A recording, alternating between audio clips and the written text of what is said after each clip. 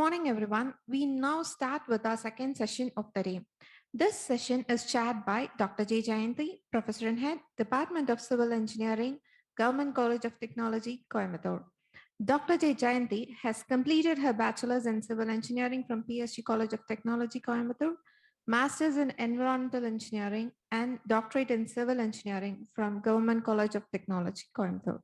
She has expertise in teaching for around 30 years.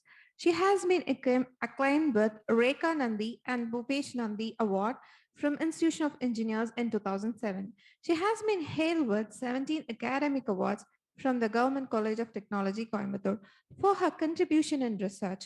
She has published more than 50 articles in national and international journals. She has undertaken many consultancy work for Aero Textile Mill, Hotel Taj Vivanta, Southern Railways, Palakkad.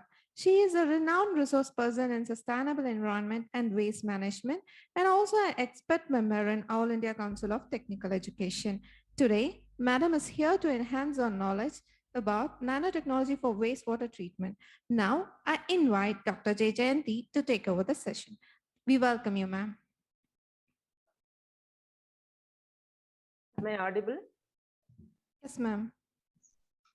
Good morning, everyone. I'm happy to be associated with TNAU through this ATAL workshop. And so environmental remediation is a broad term which is meant for all of us, not only for civil engineering or environmental engineering. So it is the removal of pollutants or contaminants from our Mother Earth, whether it may be in the hydrosphere, lithosphere or atmosphere. All the zones of the biosphere are loaded every day with pollutants due to man-made as well as the natural activities. So it is our responsibility, each citizen of this globe has a responsibility to reduce the entry of pollutants into the atmosphere or to the hydrosphere or to the lithosphere, and make our own contribution towards the reduction as well as the removal of pollutants to provide a sustainable living nature for our future generations. So it is not only the role of an environmental engineer to clean up the environment, so we are all responsible. So we know that water, aquatic ecosystems are being polluted every day at an alarming rate, which prevents the self-purification of the aquatic ecosystems. Perennial rivers are getting dried up. The clean water, source of clean water is becoming a rare phenomenon, since the water contamination is increasing at an alarming rate, as well as the demand for clean water is also increasing. So there is no balance at all with the available clean water and the demand which is raised by the community. So the conventional treatment methods which are employed for the treatment of water or wastewater will no longer be enough to remove the contaminants. So we have to look in for other options which may remove the contaminants at a faster rate with greater efficiency and also at a minimum cost.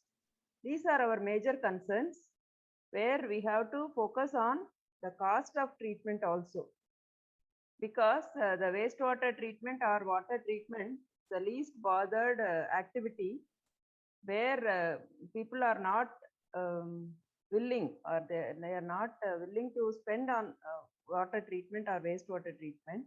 Especially the industrial effluents pollute the water bodies. The industrial community will concentrate only on their production, and they don't bother about the water let out from their industry. The process water or the product water which is contaminated is let into the atmosphere, hydrosphere. Very less attention is paid to the treatment or their responsibility to treat it. Because of higher restrictions posed by the pollution control boards, state and central pollution control boards, Nowadays, attention is paid to water treatment, and the most, please just a minute.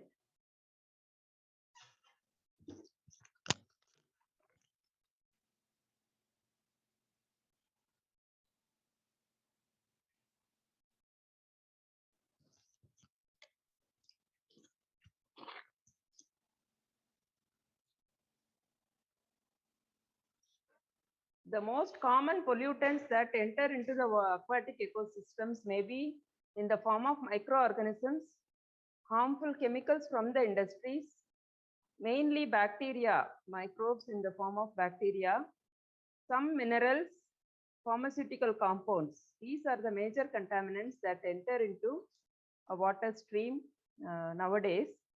So the quantity of water which is to be treated is also increasing day by day. Now coming to the wastewater, we can broadly classify them into two categories, depending upon the nature of pollutants, whether they are organic pollutants, bacteria, microorganisms, or industrial pollutants. They will deteriorate the quality of the water, which converts them into wastewater. The major classification or the basic classification of wastewater may be either called as municipal wastewater, which is nothing but the sewage generated from the community, either from the residents or from commercial organizations. And the second category is the industrial wastewater, which is specific in nature, which is discharged from the industries as well as from agricultural activities. How these types of wastewater are getting treated?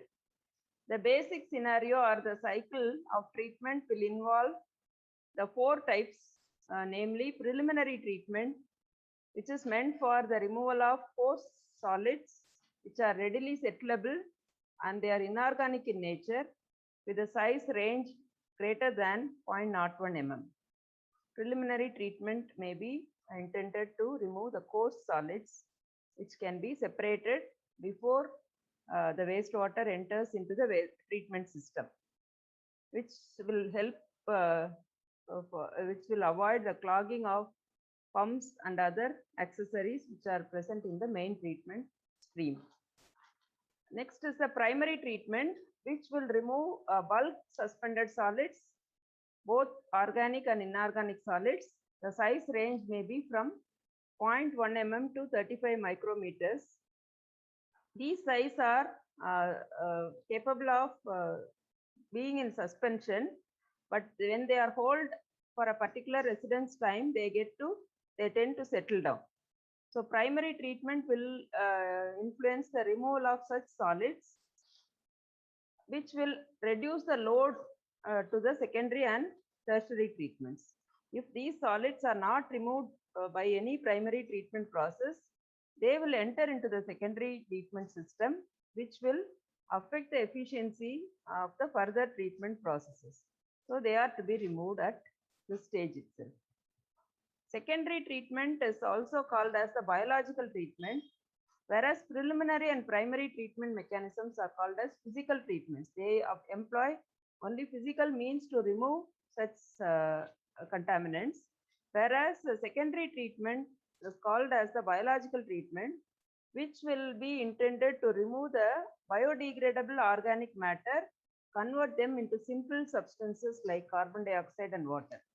So it involves, as the name itself indicates, biological treatment will involve the role of microorganisms to degrade the biodegradable component of the wastewater, and the complex organic substances will be split up into simple products, end products like CO2 and water. Next is the tertiary treatment or the advanced treatment. When the organic concentration of the wastewater is very high, in such a way that they cannot be removed by simple biological treatment system, tertiary treatments becomes essential, which will remove the portion of the organic or inorganic solids which are untreated by the secondary treatment. So this treatment, after this is the final treatment, after which the chemical disinfection of wastewater is done. This is the general treatment options for any type of wastewater. Depending upon the quality and strength of wastewater, we can choose the choice of treatment systems, whether we have to go for secondary, we can stop the treatment till secondary, or we have to carry out advanced treatment also. Depending upon the nature of wastewater, the sequence will be fixed. So industrial wastewater treatment may be carried out by normally conventional treatments like flotation technique. Flotation is nothing but the removal of oil and grease. Flotation is the reverse process of sedimentation, where the fine suspended particles, when they are confined in a tank, they tend to settle by gravity. After a residence time, they can be removed. But very fine particles will take a longer time to settle down by gravity. So in order to reduce the tank volume, the finer particles, which are very fine in nature or which will take a longer time to settle down, can be removed by a technique called as flotation, in which air is supplied to the tank, which will make the particles to rise up, not to settle down. They tend to rise up to the top of the treatment unit, where they can be collected as a scum or a floating froth layer. That is called as flotation. And adsorption is a physical phenomenon where the contaminants are getting attached to the surface of the adsorbent. Chemical precipitation is nothing but the addition of coagulants or flocculants, which will make the finer particles to coalesce, gain in size, tend to precipitate at a faster rate. Ion exchange, again a phenomenon where the contaminants and the resins which are present in the exchange mechanism will interchange their ions, whereas the contaminants are removed. Coagulation is again a part of chemical precipitation. Flocculation is nothing but addition of energy. A paddle rotating at a very less speed will tend to flocculate or bring the finer particles together to form a greater sized particle, which is called as a floc. So settlement becomes easier through coagulation and flocculation. And next is the filtration technique, where a semi-permeable membrane or a RO membrane is used to filter the contaminants on one side, and the contaminants will be retained on one side of the semi-permeable membrane, and the clear filtrate passes through the membrane. These are the common techniques involved in the treatment of industrial wastewater. But these techniques are sometimes not working, or it is found to be inefficient or ineffective when specific contaminants such as toxic heavy metals, microorganisms, oil are present in the industrial wastewater. So the treatment of industrial wastewater normally requires very complicated steps when the effluent has to meet out the effluent standards as prescribed by the legislative boards. So these technologies, like for example, reverse osmosis membranes may not be useful when the concentration of salt, TDS, is very high. So in such cases, we have to look in for additional options where a cost-effective treatment method may provide a solution.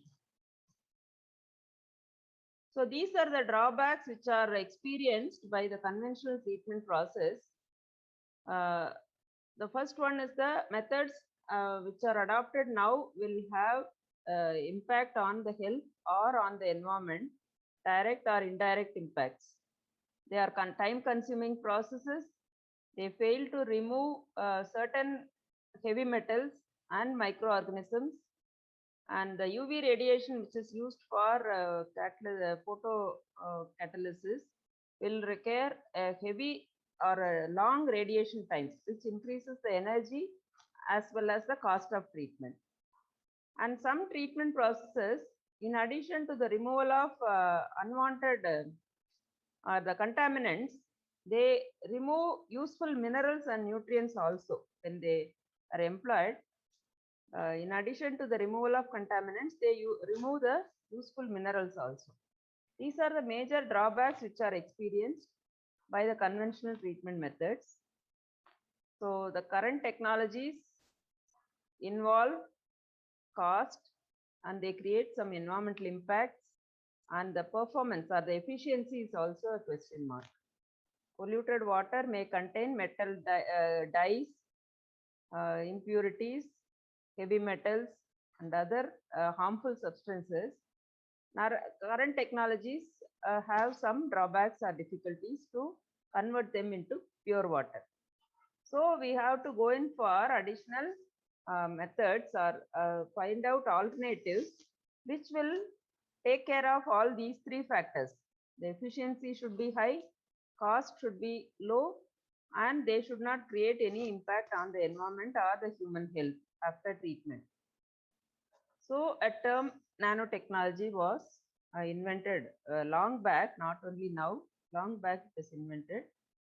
To provide the solution for these challenges, nanotechnology is proved to be a high performance, affordable, cost effective treatment system, and they do not require very large infrastructures. They do not need huge tanks of heavy volume to treat the water or wastewater. So we are using nanomaterials as an adsorbent or catalyst. Nowadays, the most common phenomenon used for nanotechnology remediation is either by adsorption or by catalytic conversion.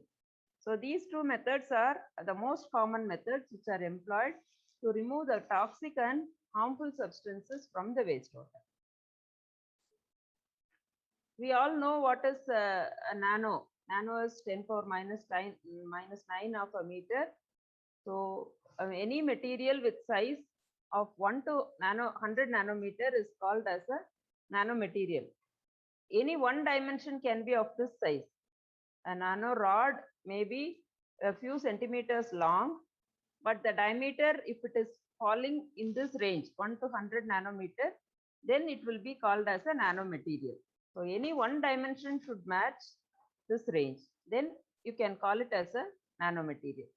So nanotechnology is nothing but science or engineering or technology which deals with the design and synthesis of materials at nanoscale.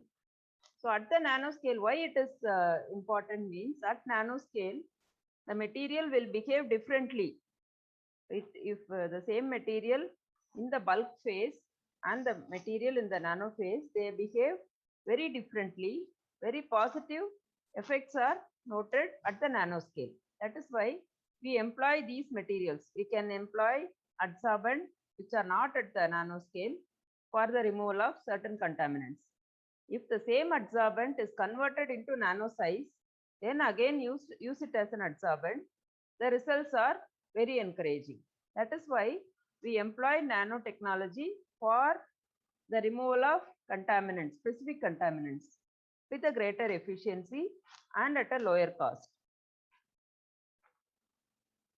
So it is a Greek word, and 1 nanometer will be a size where the 10 hydrogen atoms, when you place 10 hydrogen atoms in a line, that will represent or that will replicate a nanometer, 1 nanometer. So why nanotechnology is catching eyes in the fact of wastewater treatment means the materials have very novel properties and functions because of their size, nano size. So the unique characteristic of nanomaterial is, first unique characteristics is the surface area. High surface area to volume ratio. Surface area to volume ratio is capable of removing all contaminants, and surface area to volume ratio, the small size, structure, well organized structure, and their ability to filtrate very fine suspended particles. All these properties or tend to be the novel or unique properties of the nanomaterial. So I told you about the surface area to volume ratio that can be easily understood by these two diagrams. So when you consider a 2 centimeter cube, calculate the surface area. There are 8 sides. The surface area is 24 centimeter square, but the volume is 8 centimeter cube. See, the surface area to volume ratio is 3:1. Consider a bulk, the same material with a size of 10 centimeter with a surface area of 600 centimeter square and a volume of 1000 centimeter cube. Surface area to volume ratio here is 0.6:1. See the difference of the nano or the smaller size. As the size decreases, this ratio increases. As the surface area to volume ratio increases, strength of the material and the stability of the material increases. That is why nanotechnology. That is why we are interested in converting a bulk material to a nano material. So as the objects get smaller and smaller, they have much larger ratio of surface area to volume. So how does polluted water occur in environment? Due to industrial activities, due to human activities, and due to climate change. There are two options available. Conventional treatment methods, which are not efficient, cost effective, time consuming, requires a large infrastructure, requires maintenance, etc. So we are aiming for a cost effective, efficient technology, treatment technology, which is called as the nanotechnology for water and wastewater treatment.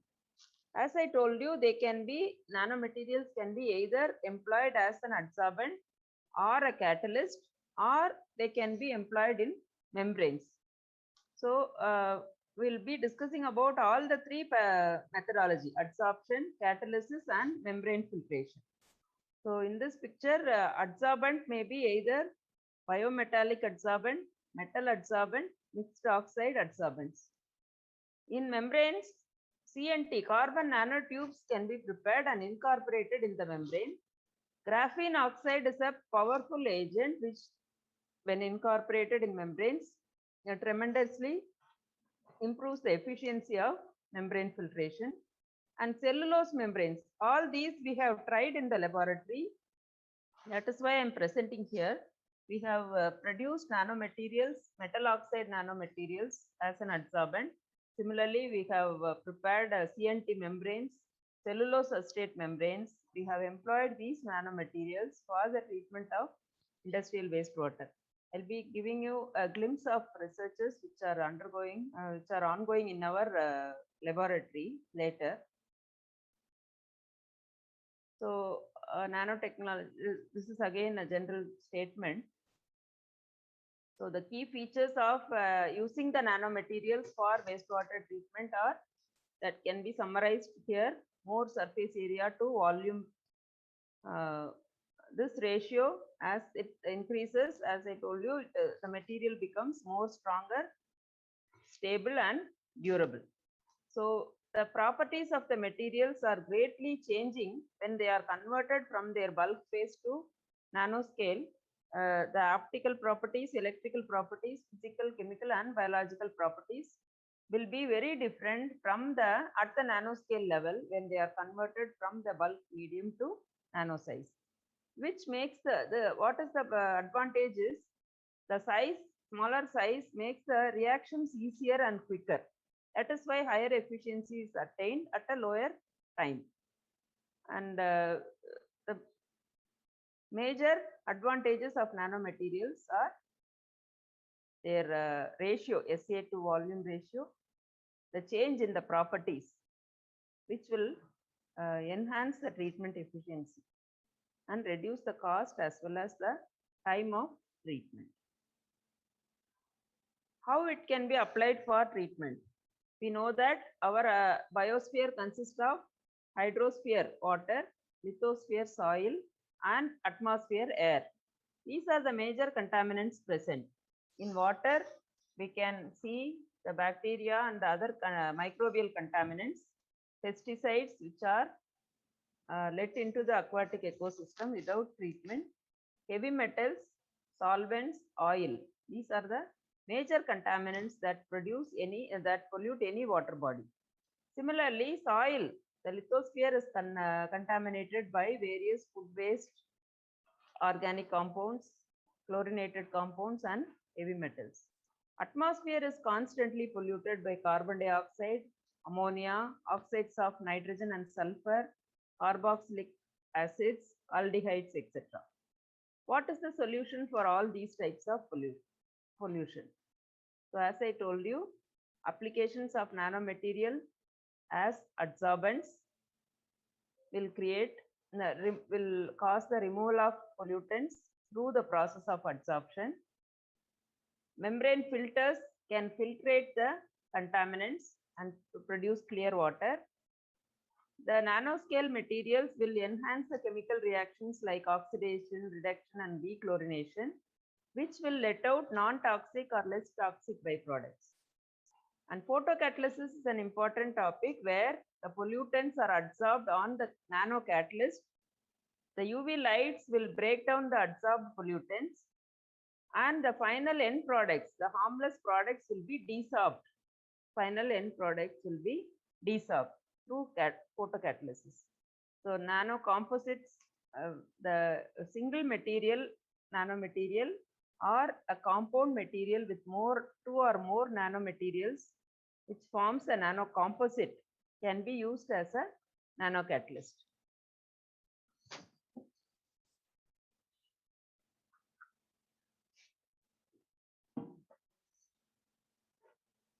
These are the major application areas of nanomaterials, not only for waste treatment.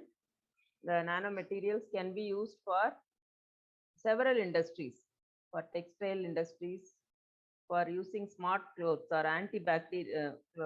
Silver will have antibacterial property. So silver nanoparticles are embedded in cloths to form smart cloths. They have a very wide application in the energy sector for making fuel cells, solar cells, batteries, and capacitors. This nano materials are used. And in the cosmetic industry also, several cosmetic products are incorporated with nanomaterials. They are used in the food and drinks industry. Household materials are also using nanomaterials to clean the glass. The self-cleaning glasses are now in market. They are employed in odor removal solutions, ceramic coatings, etc. And in sports industry also, they are used. The tennis rackets and balls are manufactured with nanomaterials reinforced on it in order to increase the strength and durability. So our aim is to concentrate on the use of nanomaterials on wastewater treatment. Other important or interesting areas are application of nanomaterials in the sensors for monitoring the fate of pollutants. The nanomaterials are used in the sensors for making the sensors, and contaminated sites, and they are, for example, in landfill sites where the site itself is contaminated by the continuous deposition of waste, or dumping yards can be subjected to remediation by nanotechnology options. So we will now concentrate on the application of nanotechnology for wastewater treatment alone. So water and wastewater can be treated efficiently by filtration, adsorption, and photocatalysis. We will concentrate only on these three techniques, whereas other techniques are also advanced techniques are also available.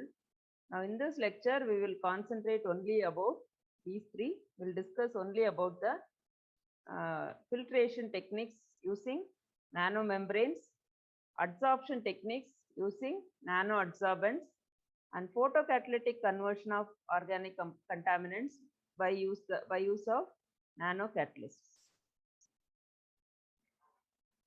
Nanomaterials, how they are synthesized. Again, there are various approaches for the synthesis of nanomaterials by physical methods, chemical methods, and biological methods. In which the physical methods, we use electrochemical approach, ultrasonication methods, laser ablation, irradiation, evaporation, and condensation technique. In biological methods, that is called as the green synthesis of nanomaterials, without the excessive use of chemicals, the extracts of plants, fungi, bacteria, algae, all bio living organisms or the dead cells of these organisms can be used for the synthesis of various nanomaterials.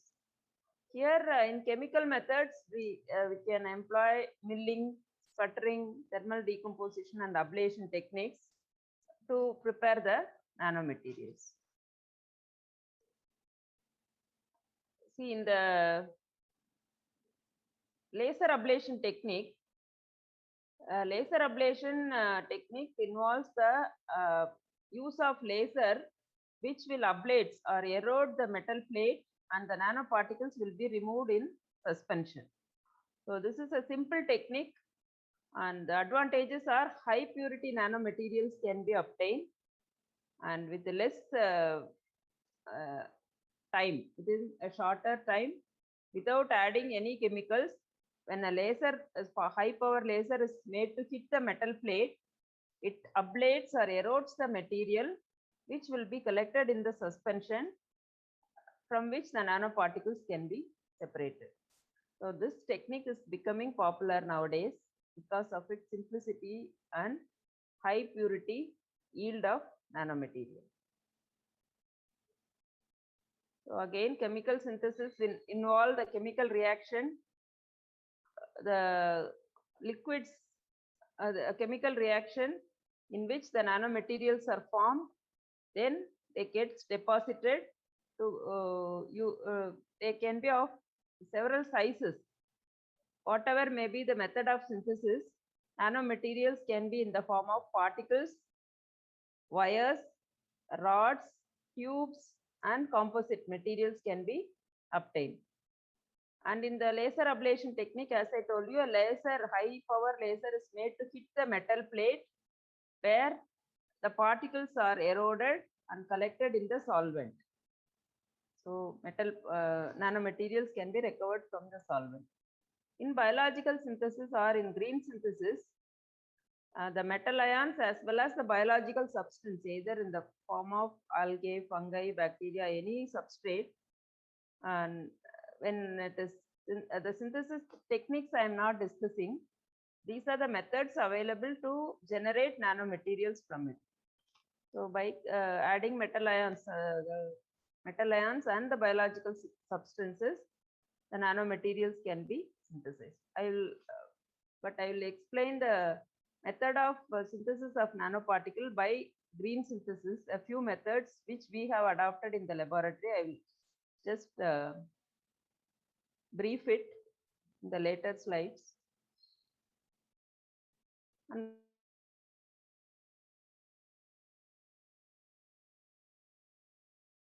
bulk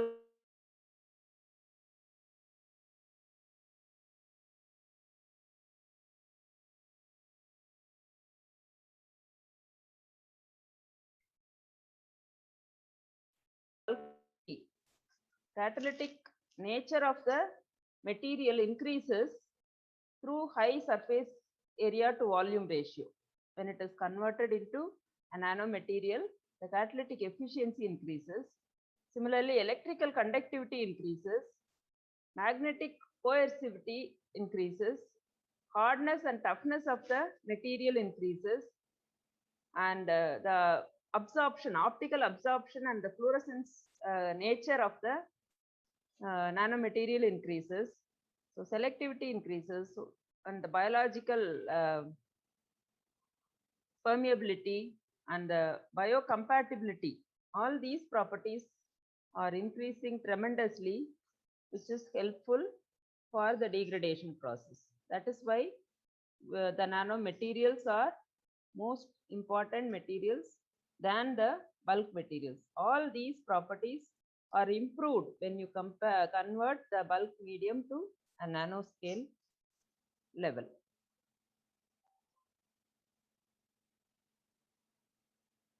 Biological method of synthesis is also called as green synthesis. These are the advantages. Energy consumption is very less in compared to the physical or chemical methods of synthesis, where the high pressure or temperature conditions are not required here. Use of toxic and hazardous substances, reducing agents, stabilizing agents, capping agents, etc. can be avoided here. The biosynthesis of nanoparticles can be obtained from bacteria, fungi, yeast, algae, etc. and from various plant extracts. With the help of new methodologies, the existing application of green nanotechnology can be tackled in a better way by improving or replacing the physical and chemical methods. The green nanotechnology will be more efficient and less harmful, more cost effective, can be avoided. The use of chemicals are avoided. So many advantages are there in the green synthesis of nanomaterials. So green synthesis, again, this slide depicts the advantages only. It is an eco-friendly approach since we are not using any toxic chemicals. They can be used for the large scale production of nanomaterials. High energy and high temperature conditions are not required, which leads to the saving of energy. The overall cost is reduced because of all these three factors. Depending upon the, we have discussed about the classification based on the mechanism, either physical, chemical or biological mechanism for the synthesis of nanomaterials. Again, there is another category where top-down or bottom-up approach can be used. I told you bulk medium is converted into nanomaterial, that is called as the top-down approach. Whereas in bottom-up approach, very small molecules or atoms can be grouped up or they can be combined to form a nanomaterial, where this is called as the bottom-up approach. Particles which are smaller than the nano size will be compiled or made into a bigger size nanoparticle. That is called as the bottom-up approach. But the top-down approach is the easiest method, and most of the particles which it is easier to convert a bulk to nanomaterial than converting very smaller than nanomaterial to nanomaterial. So again, these are the techniques involved in the top-down approach and in the bottom-up approach. In the laboratory, normally we use ball milling technique to convert bulk medium to nanomaterials. Etching and sputtering methods are also used. Whereas in bottom-up approach, sol gel process or CVD are the most commonly employed methods for the easy synthesis of nanomaterials. And again, we talked about green synthesis, where the plants or microorganisms can be used for the synthesis of nanomaterials. The various parts of the plant or microorganisms like bacteria, fungi, and algae can be used for the green synthesis. So, iron oxide nanoparticle can be, we have tried iron oxide nanomaterial synthesis using plant extracts. We have not tried about using microorganisms or other substrates. We have synthesized iron oxide nanoparticle using plant extracts, which we'll discuss later. So this is the example where the leaves of hibiscus plant along with ferrichloride hexahydrate and sodium hydroxide were used for the synthesis of nanomaterial. Simple devices which are present in the laboratory, which will be available in the laboratory, are enough to prepare the nanomaterial.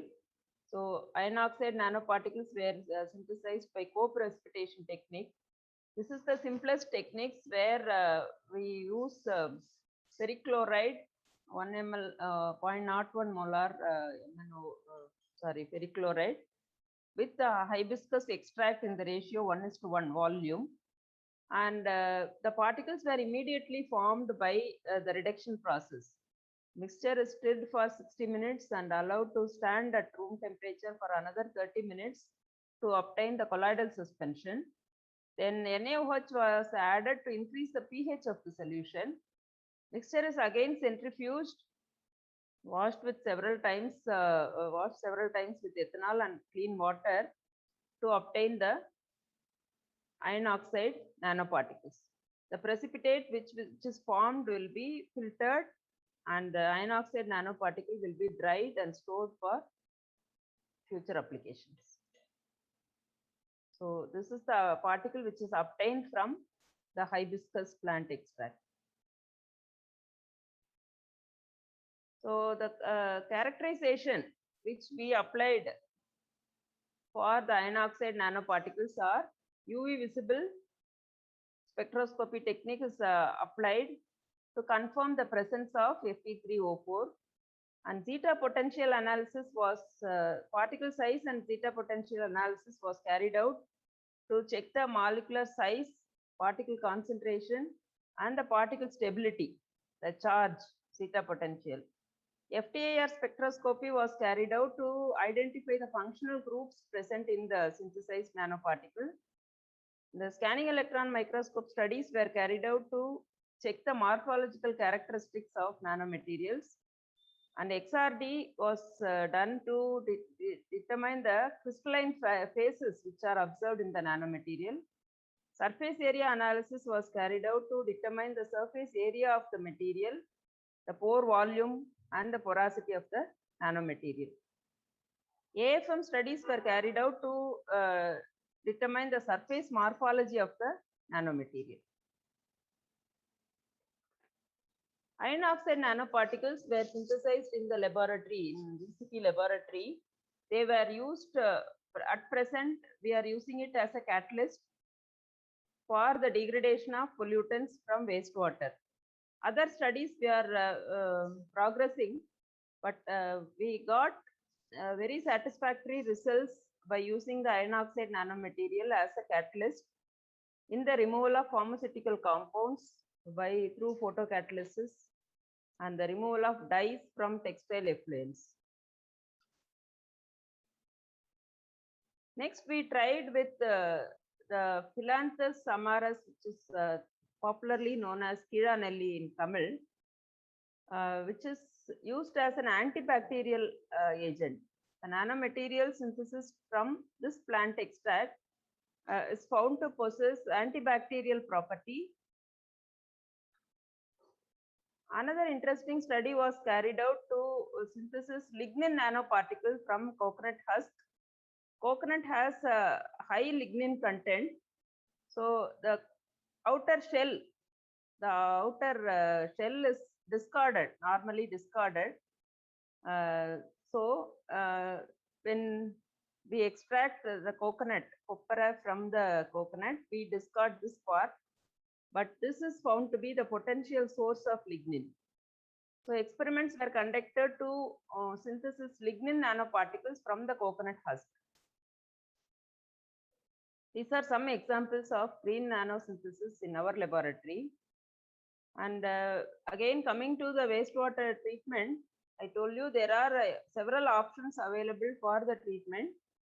Adsorption using nanomaterials, chemical reaction using again nanoparticles, photocatalysis using nanocatalysts, and filtration using nanomembranes or nanoparticles infused in membranes. So contaminated water can be treated by any of these processes. In the adsorbent, the pollutant gets adsorbed on the surface of the nanoadsorbent. In absorption, the pollutants get infused into the absorbent, nanoabsorbent. In membrane filtration, the pollutants are prevented from passing through the membrane. The permeate contains clean water. In flocculation, the flocculants nanomaterials bind the pollutants to form a flock, which can be readily removed by precipitation. Next is the catalyst, where the organic pollutants is degraded by the nanocomposites containing nanomaterials. With the help of light radiation, the organic pollutants are degraded. Then nanomaterials possess antibacterial, antifungal, antiviral properties, which is helpful for the disinfection of wastewater. So this process, this slide explains the process of adsorption, where the adsorbent is the nanomaterial, which is in the solid phase. The adsorbate, which is in the liquid phase or aqueous phase, enter into the active sites, which are formed on the surface of the adsorbent.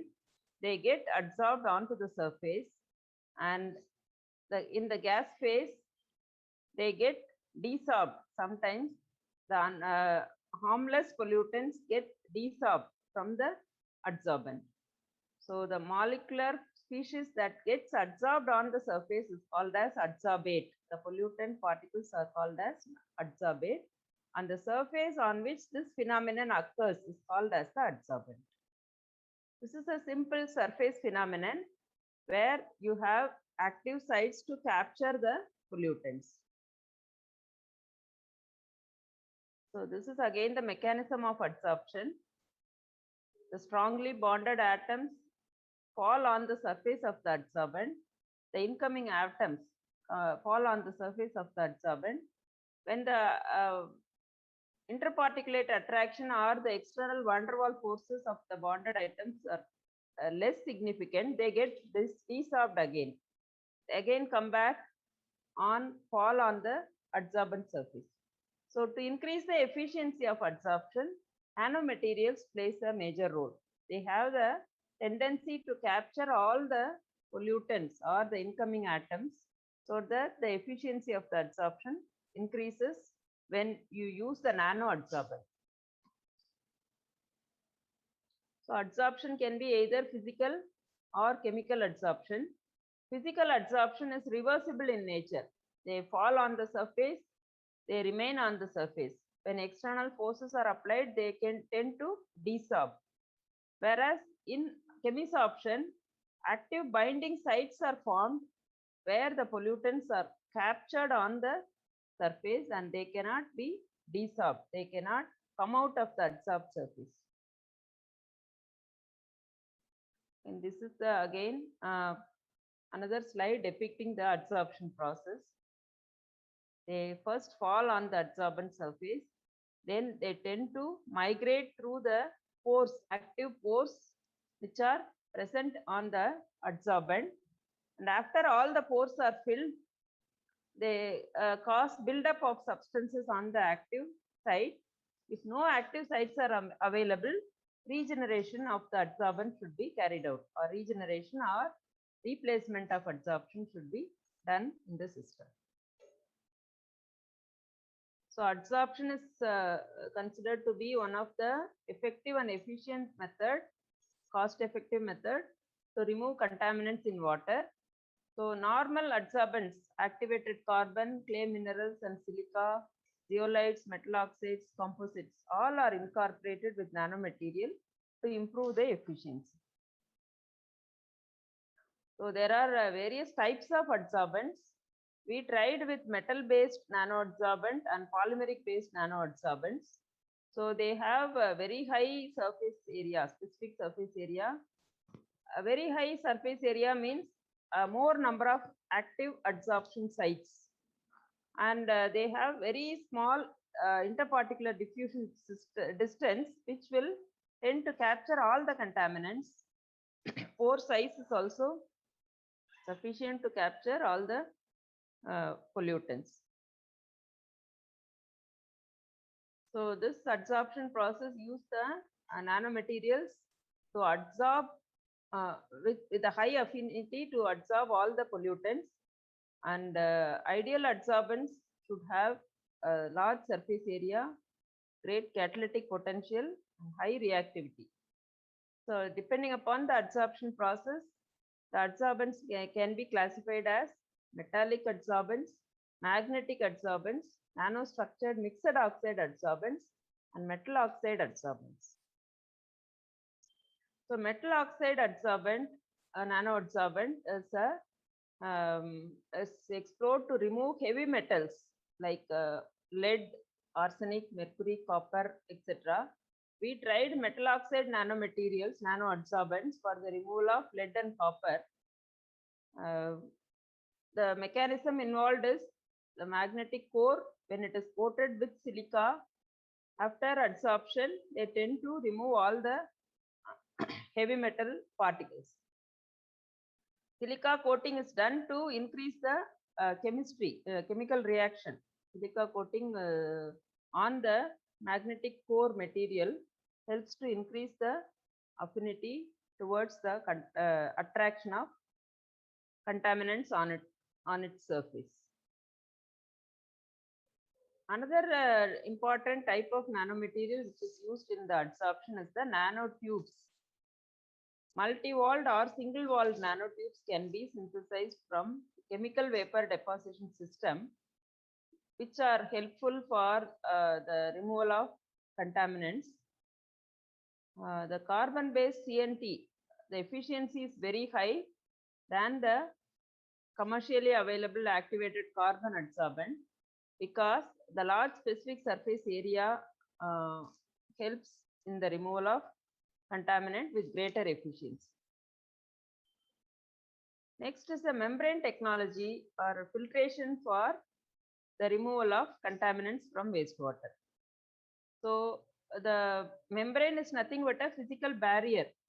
Depending upon the size of particles which are present in the water, you have to choose a barrier with dimensions that will prevent the entry of suspended solids or contaminants through it. So we have to select a membrane. The important parameter in membrane selection is the permeability of the membrane. And the transmembrane pressure is nothing but the pressure applied. Say they cannot travel without any external pressure through the membrane. So external transmembrane pressure is the major criteria. The membrane should be capable of withstanding that transmembrane pressure. So permeability and transmembrane pressure are the major factors which influence the efficiency of membrane treatment. So this is the membrane where the feed water with impurities is passed through the membrane.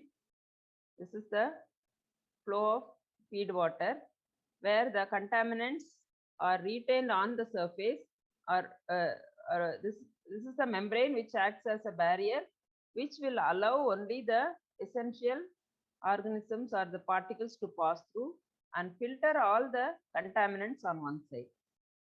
So filtration membranes may be either depending upon the size of pores in the membrane.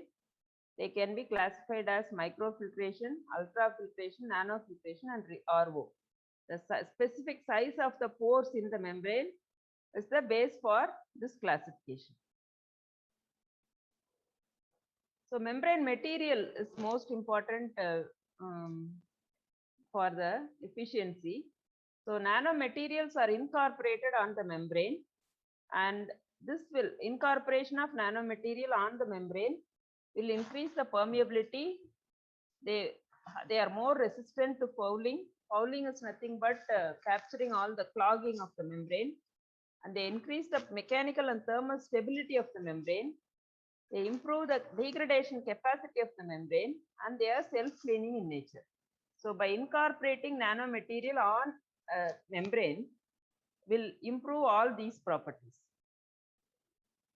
So filtration membranes, when the nanomaterials are incorporated in the membrane, they are proved to remove turbidity, microorganisms, inorganic ions like calcium, sodium, nitrates, and arsenic from groundwater, all organic pollutants. So all these can be removed by incorporating nanomaterials on the membrane. Another important type of membrane is instead of incorporating nanoparticles on the membrane, nowadays we are trying for incorporating nanowires on the membrane. Nanowires are nothing but nanofibers are nothing but materials which are prepared using electrospinning technique. We have an electrospinning apparatus in our laboratory and we prepare nanowires and nanofibers which are incorporated in the in the membrane to improve the efficiency, because nanofibers will have high specific area than the nanomaterial. The porosity is also high. Diameter, morphology, composition, etc. are also manipulated to a higher level in order to increase the efficiency. So, nanomaterials, instead of using nanomaterials, we are now trying to incorporate nanofibers on the membranes and to check its efficiency. So, nanostructured membranes either can be used for ultrafiltration, nanofiltration, and RO. Membrane fouling, all these techniques, the major disadvantage or drawback of filtration is the fouling, because to avoid fouling, we can incorporate certain materials which will be resistant to fouling. So, nanomaterial will also do that role. They resist the fouling or they reduce the risk of fouling in nanofilters, nanomembranes. So, silver nanoparticles or graphene oxide nanoparticles are also, as I told you, biofouling can be prevented by incorporating silver nanoparticles or graphene oxide nanoparticles. They prevent the biofouling. In addition to, they help in the filtration process. The next important mechanism which is used in the nanotechnology application is the catalytic conversion of organic contaminants into simple end products. Photocatalysis is as the name itself indicates, it uses the energy of sun.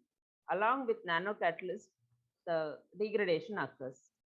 We have synthesis in our laboratory TiO2 from various sources, green synthesis as well as chemical synthesis, which is nothing, titanium dioxide is the most widely used nanocatalyst. We have tried nanocatalyst TiO2 for the degradation of pharmaceutical compounds using a AOP, advanced oxidation process. TI exists in three forms: rutile form, anatase form, and bruchite form. Anatase is the most commonly adopted form, accepted form as a photocatalyst. So the steps involved in the photocatalysis or the degradation of organic compounds is simple. External diffusion of reactant to photocatalyst surface, A. Adsorption, A. The contaminant gets adsorbed on the surface, then it reacts with the photoexcited or the photocatalyst present on the adsorbent. Then desorption takes place. The reaction products are harmless. A is converted to B, first due to adsorption, and due to the catalytic activity, they are getting converted into harmless end product B. So the degradation takes place under UV light as the source of sun, for the photocatalytic degradation. Photocatalysis. Photo means sun's energy along with TiO2. TiO2 mediated photocatalysis is very popular because it is effective in the degradation process. So photocatalytic activity also degrades microorganisms and other organic substances with the what happens is the evolution of hydroxyl radicals. The materials such as metal oxides and semiconductors also use this nanocatalysis. A simple technique which uses the sun as well as photocatalyst to convert wastewater to clean water. These are the advantages of photocatalytic conversion against the conventional methods because they are efficient, reliable, capability, regenerative in nature, yeah, stable. Only disadvantage is the initial investment is high, which increases the capital cost, not the running cost, but the capital cost is high. The last part of treatment is the disinfection. Disinfection is achieved by many nanomaterials, nano silver, nano zinc oxide, nano TiO2, nano cerium oxide, carbon nanotubes, and fullerenes. These are the common disinfectants which are used for removal of very specific pollutants like DBPs. DBPs are the CHs which are found nowadays in wastewater or water. Nanomaterials can inactivate these specific contaminants. Dibutyl phthalate can be inactivated by the use of nano disinfectants. So nano silver is the most common choice because they have high antibacterial property and toxicity is less in case of nano silver compared to other nano disinfectants. Nano silver is the accepted choice of the end users. This is another application. Sensors monitoring can be carried out using sensors. So sensors with high sensitivity are required nowadays. So nanomaterials can improve the sensitivity of the process, and speed of monitoring is also increased. So nanomaterials are used for sensing and monitoring also, apart from our point of discussion, the treatment. So in summary, as a summary, you can say that the nanomaterials which are employed for treatment of water or wastewater may be sorbents, catalysts, bioactive nanomaterials, biomimic membrane particles, polymers, dendrimers, metal oxide nanoparticles, zeolites, and carbonaceous nanomaterials. To summarize, all these materials can be effectively used for wastewater treatment. Again, a pictorial summary where adsorbent in the form of carbon nanotubes, nanofibers, and metal oxide nanoparticles, membranes which are incorporated with the CNTs, fibers, zeolites, and titanium dioxide, disinfection again through TiO2, zinc oxide, and silver nanomaterials, photocatalysis through nano TiO2 and nano alpha iron oxide nanomaterials.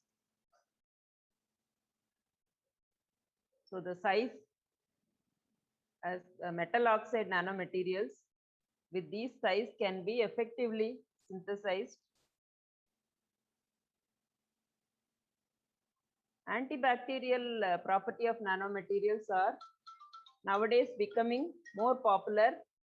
How they, what is occurring in the antibacterial activity means the nanoparticles will have, they have the ability to penetrate into the cell cytoplasm of microorganisms. So they disrupt the cell membranes and convert the microbes or the the bacterial activity is disabled by disrupting the cell membrane of the microbes. So they serve as the antibacterial agent by disrupting or disturbing or they are destroying the cell membranes of all the microorganisms. Another important nanomaterial which now we are concentrating are the ZPIs, nanoscale zero valent ions. So zero valent ions are also having more surface area and more number of reactive sites. They have both the properties of reduction and adsorption. So I told you site remediation or the contaminated sites can be remediated by nanotechnology. The zero valent ions play the role of contaminations recovery. So when nano ZVIs are injected to the contaminated site, it can remediate the site from pollution. So these are the most commonly used nanomaterials for industrial wastewater treatment: CNTs, graphene oxide, and fluorinated silica materials. So to conclude, nanotechnologies have greater improvements for handling the problems associated with the treatment of water and wastewater. And in future, they will replace all the existing technologies, conventional technologies, because they can offer a very cost-effective, efficient, and durable solution, as well as the eco-friendly solution for the treatment of water and wastewater. So the energy requirement is also less, and the future generations can use the nanomaterial, which is converted from the bulk material to improve the properties and to treat the wastewater effectively. And there is a threat also, precautions should be taken because of their nano size. Nanotoxicity is a different topic which is to be addressed, which is to be carefully addressed to know the ill effects of nanotechnology also. So before concluding, I would like to share another PPT. A glimpse about the facilities available at the Center of Excellence for Nanotechnology in our laboratory. We have equipment for the synthesis as well as characterization of several nanomaterials. For synthesis, we have planetary ball mill. As I told you, it is a top-down approach to grind or to convert larger particles to nano size. This is the CVD chamber, which is to synthesis carbon nanotubes. Electrospinning apparatus to synthesize nanowires or nanorods. And these are the characterization facilities available. XRD, X-ray diffractometer, is to use the used to identify the crystalline phases. Double beam UV visible spectroscopy for analyzing the quantitative, to make the quantitative and qualitative analysis of various chemical species. With diffuse reflection spectroscopy, double beam UV with the DRS. And this is again planetary ball mill. Sonicator to disperse the nanoparticles in suspension, because nanomaterials, when they are to be applied to treatment, they have to be homogeneously dispersed into the solution, for which probe sonicator is essential. Then zeta size, particle size and particle charge stability of the nanomaterial can be assessed through particle size and zeta potential analyzer. And this is the surface area analyzer, which is an important instrument in the characterization of nanomaterial, which helps to identify the surface area, pore volume distribution, and the adsorption, desorption processes which are involved in nanomaterial analysis. Again, CVD chamber. Then atomic force microscope is to assess the surface morphology of the material.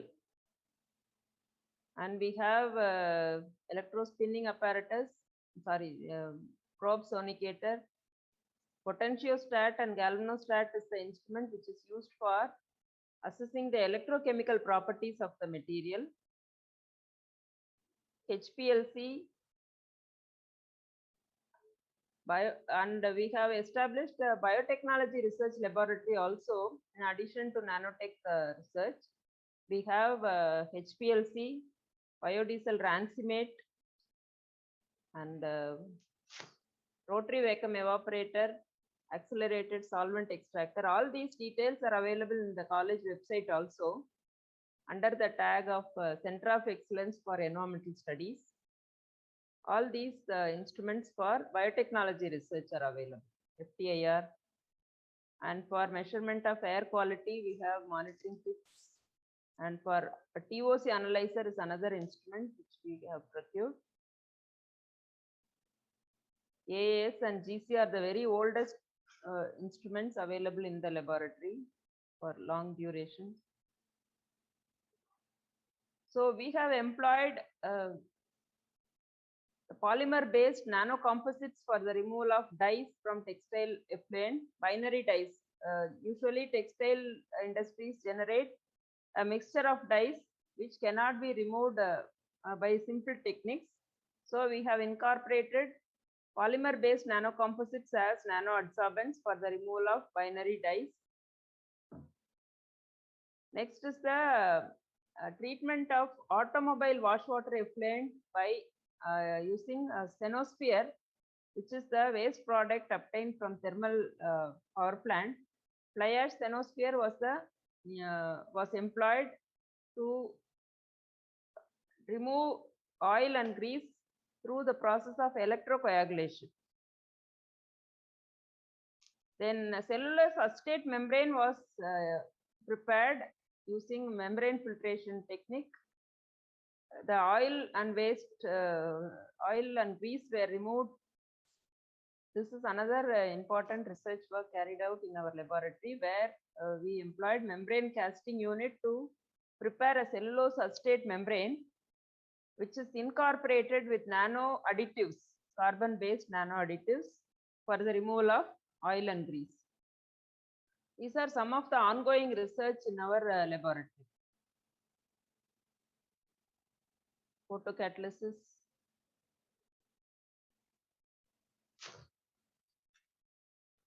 So I will be happy to receive the queries from the audience regarding the nanotechnology application for water treatment, wastewater treatment, and any queries regarding the synthesis and characterization of various nanomaterials. Thank you.